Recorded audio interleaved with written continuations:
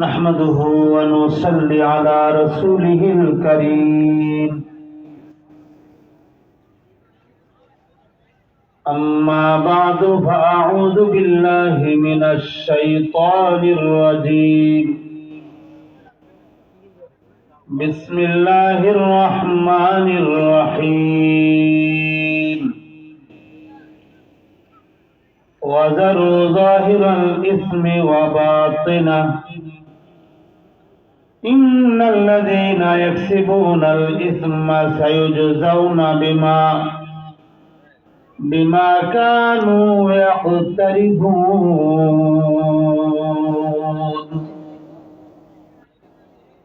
صدق الله العظيم. قال الله تعالى في شأن حبيبه صلى الله عليه وسلم يا أيها الذين آمنوا صلوا عليه وسلموا تسليما. সবাই আমরা নবীজির শানে দুরূদ শরীফ পাঠ করি।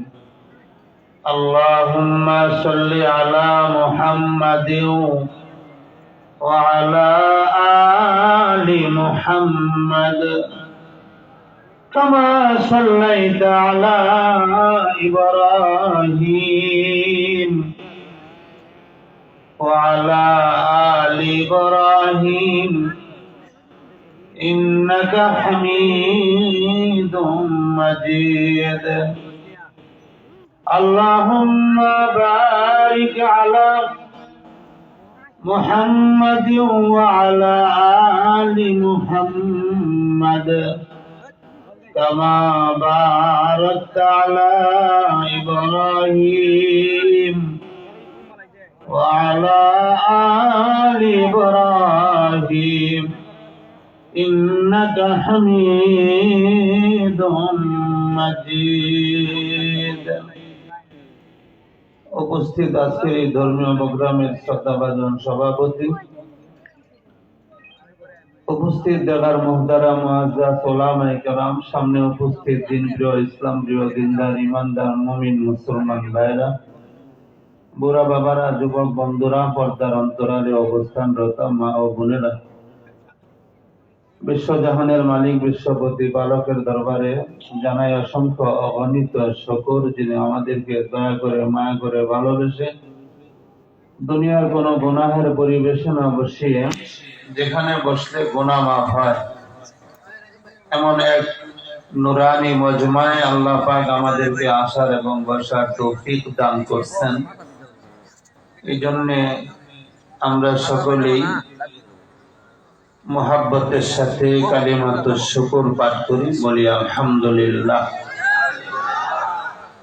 ঘোষক ঘোষণা দিয়েছেন আজকে আমাদের কাঙ্ক্ষিত মেহমান যারা, ওনারা এসে গেছেন। অল্প কিছুক্ষণের মধ্যেই তিনি আসবেন, আলোচনা রাখবেন। অত্যন্ত মজাদার আলোচনা, খুব নুরানি কথা আসতেছেন। এর আগ মুহূর্ত 15-20 মিনিট সময় আমি আপনাদের সামনে কথা বলবো। হযরত আসার সাথে সাথে আমি আমার আলোচনা শেষ করে দিব, কারণ আমাদের আলোচনা আপনারা অনেক শুনছেন, কিন্তু ওনারা অনেক দূরে থাকেন, অনেক ব্যস্ত থাকেন। আমাদের আসলে ওনারা যে কথাগুলো বলবেন ওই কথাগুলো আমাদের শোনা বেশি জরুরি। এই জন্য ভাই আমি খুব সংক্ষিপ্ত সময়ে একটু কথা বলবো। আমি সূরা আনআমের 120 নম্বর আয়াত তেলাওয়াত করেছি। খুব সংক্ষিপ্ত কথা, একটু মনোযোগ দিয়ে শুনতে হবে, কোনো আলোচনা না করা হয়। এখানে কোরআনের কথা হবে, নবীর কথা হবে। এখানে আপনাদের কথা যদি হয় তাহলে এটা আদবের, এটা মাহফিলের আদবের পরিপন্থী হবে, এটা আপনাদের মনে রাখতে হবে। এখানে আমি যা বলবো কোরআনের কথাই বলবো, একেবারে আদবের সাথে আপনারা কথাগুলো শুনবেন তো? কি ভাই শুনবেন তো ইনশাআল্লাহ? আল্লাহ পাক আদবের সাথে কথাগুলো শোনার তৌফিক দান করেন। যে আয়াত পড়ছি, আয়াতের মধ্যে আল্লাহ পাক আমাদেরকে নির্দেশ দিয়েছেন যে তোমরা প্রকাশ্য এবং অপ্রকাশ্য গুনাহ ছেড়ে দাও। কে নির্দেশ দিয়েছেন বলুন? একটু আওয়াজ করে বলুন। প্রকাশ্য অপ্রকাশ্য গুনাহ ছেড়ে দাও, এটা আল্লাহর নির্দেশ। আর আমরা যখন আল্লাহ পাকের শাস্তির ভয় রেখে, আল্লাহকে ভয় করে যখন আমরা গুনাহগুলো ছেড়ে দেব, এই গুনাহ ছেড়ে দেওয়াটাকে তাকওয়া বলে। সুবহানাল্লাহ বলেন। কি বলেন? আর যারা গুনাহ ছেড়ে দেন তাদেরকে মুত্তাকি বলা হয়। আর যারা মুত্তাকি হয়ে যায়, আল্লাহ পাক তাদের ব্যাপারে পরিষ্কার বলেন, ইন্নাল্লাহা ইউহিব্বুল মুত্তাকিন। যারা মুত্তাকি, আল্লাহ তাদেরকে ভালোবাসেন। সুবহানাল্লাহ, আসতে কইলেন না? ভালোবাসেন কে? জোরে বলুন।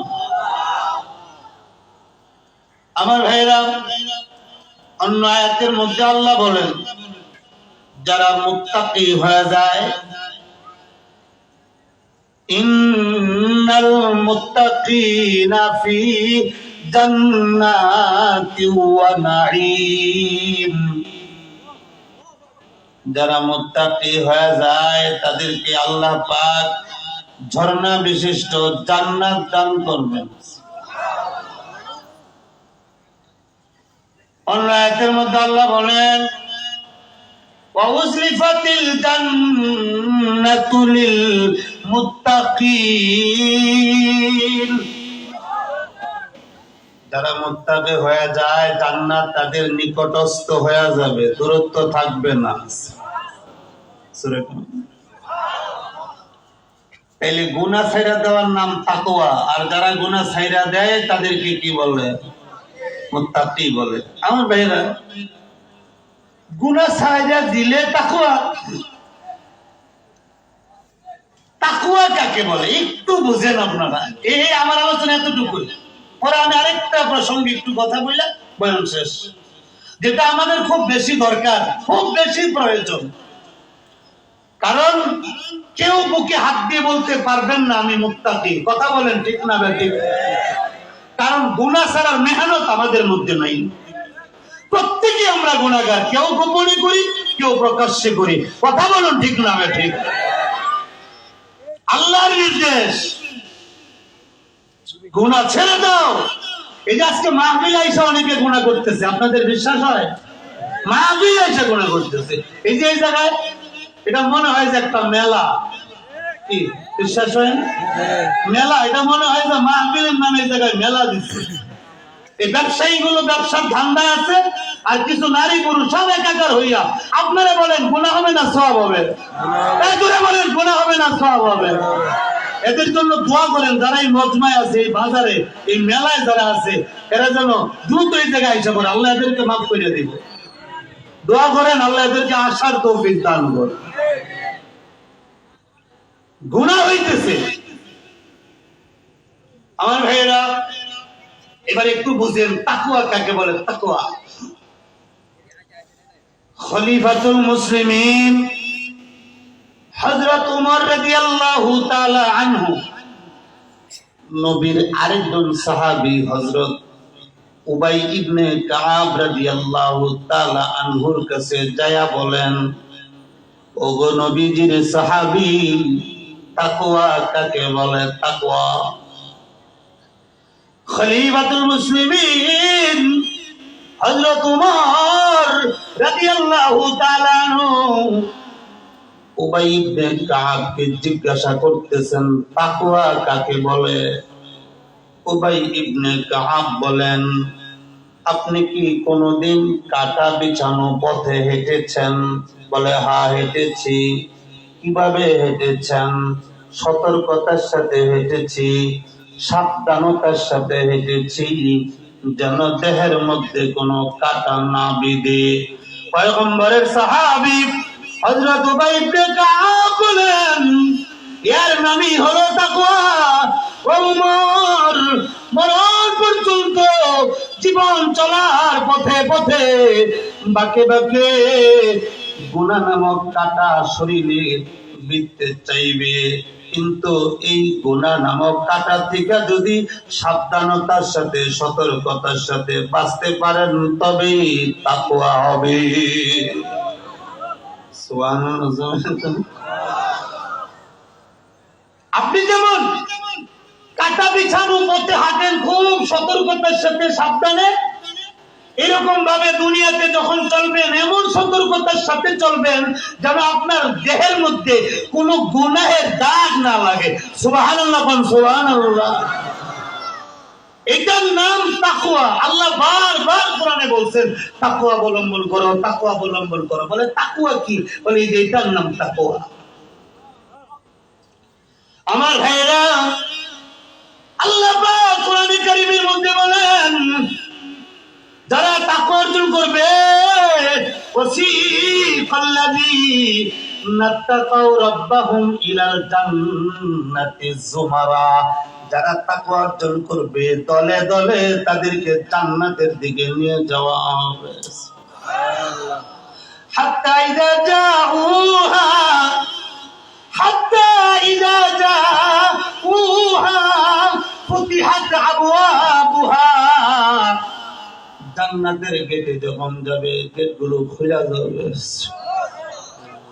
ওয়াকালা লাহুম খাজানাতুহা সালাম, ওই গেটের দারোয়ান যারা প্রহরী তারা সালাম দিবে জান্নাতীদেরকে।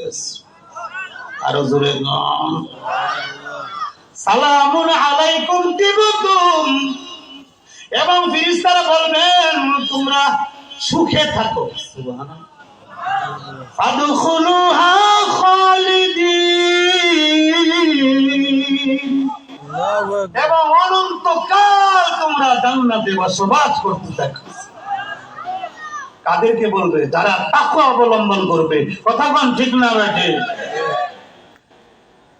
যখন জান্নাতে ঢুকবে তখন এই জান্নাতীরা বলবে, আল্লাহ বলতেছেন وقالوا الحمد لله الذي صدقنا وعده وأورثنا الأرض نتبوأ من الجنة حيث نشاء فنعم أجر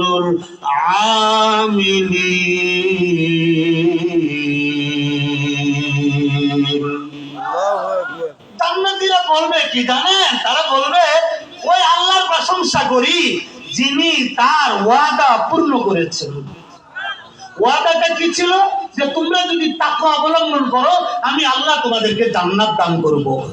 এখন মুত্তাকিরা যখন জান্নাতে যাবেন, জান্নাতে যাওয়ার পরে আল্লাহর প্রশংসা করবে আর বলবে আমরা ওই আল্লাহর প্রশংসা করি যে আল্লাহ তার ওয়াদা পূর্ণ করেছেন এবং আমাদেরকে জান্নাতের মালিক বানাইছেন। এই জন্য জান্নাতে যাওয়ার জন্য তৈয়ার আছেন? কারা কারা জান্নাতে যাইতে রাজি? একটু হাত তুলে দেখান তো। নারে তাকবীর, নারে তাকবীর। আল্লাহ তুমি আমাদেরকে জান্নাতি হিসাবে কবুল করো। আরো জোরে বলেন না আমিন। হাত নামান। এখন আপনারা খালি হাত উঠাইলে আর মুখে মুখে যদি বলেন জান্নাতে যাবেন, যাও দেব। কি করতে হইব? কান্দে তাকওয়া। তাকওয়া বলে তাকওয়া জানি কি? যে আগেই তো বলছি আপনাদেরকে, তাকওয়া হলো এমন ভাবে চলতে হবে গুনাহ নামক কাঁটা যেন শরীরের মধ্যে না ভিড়ে। রাজি? সবাই মেহনত করবেন তো? আল্লাহ আমাদের সবাইকে কবুল করেন। আরো জোরে বলেন। শেষ দ্বিতীয় আরেকটা প্রসঙ্গ আপনাদেরকে বলবো। আমরা সবাই মরণশীল না? এই কথা বলেন না ভাই, একটু বলেন। আমার বয়ান যে আপনারা শুনতে আসছেন না এটা আমিও ভালো করে জানি, কিন্তু জায়গাটা কি পাইতেছে বক্তা আকর্ষণ এর আগে দামি, কারণ আপনারা যে উঠে যাইতেন না সেটাও জানি, কারণ হুজুর দায়া করবো। আমার মেয়েরা তো প্রত্যেকে মরণশীল। আল্লাহ তাআলা সূরা মুনাফিকুনের 10 এবং 11 নম্বর আয়াতের মধ্যে বলতেন কিছু কিছু মানুষ মারা যাওয়ার সময় দুইটা জিনিসের জন্য আফসোস করবে। কয়টা? কোন সময়? মারা যাওয়ার সময়। একটু বুঝেন, সবাই তো মরবেন, মরণশীল। মারা যাওয়ার সময় আফসোস করবেন কয়টা বিষয়ের জন্য? কয়টা? এবং আল্লাহ পাকের কাছে সময় চাইবেন, সুযোগ চাইবেন, যে আমাদেরকে একটু সুযোগ যদি দিতেন তাহলে এই দুই কাজ করে আসতাম, একটু সুযোগ যদি দিতেন। কিন্তু আপনাদের কি মনে হয় আল্লাহ দিব? এই পর্যন্ত কাউকে দিছে? দেয় নাই, আল্লাহ দিবেন না। সূরা তাগাবুনের 10 এবং মুনাফিকুনের 10 এবং 11 নম্বর আয়াত, ওখানে আল্লাহ বলছেন যে দুইটা জিনিসের জন্য মানুষ মরণের সময় আফসোস করবে এবং আল্লাহকে বলবে যে একটু সুযোগ দেন না, সময় দেন না, দুইটা কাজ করি। আল্লাহ নিজেই বলতেছেন وأنفقوا مما رزقناكم من قبل أن يأتي أحدكم الموت فيقول رب لولا أخرتني إلى أجل قريب فأصدق وأكن من الصالحين ولن يؤخر الله نفسا إذا جاء أجلها والله خبير بما تعملون।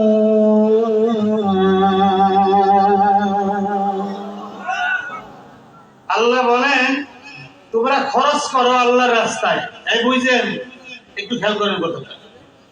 وأنفقوا খরচ করো মিম্মা রাযাকনাকুম মিন ক্বাবলি আইয়াতিয়া আহাদাকুমুল মাউত, তোমাদের প্রত্যেকের কাছে মরণ আসার আগে, মরণ আসার আগে খরচ কইরো। শুনেন ভালো কইরা, ফায়াকুলা রাব্বি লাউলা আখারতানি, মরণ যখন আসবে, আসার পরে মানুষেরা আল্লাহকে বলবেন রব্বি, হে প্রভু, লাউলা আখারতানি,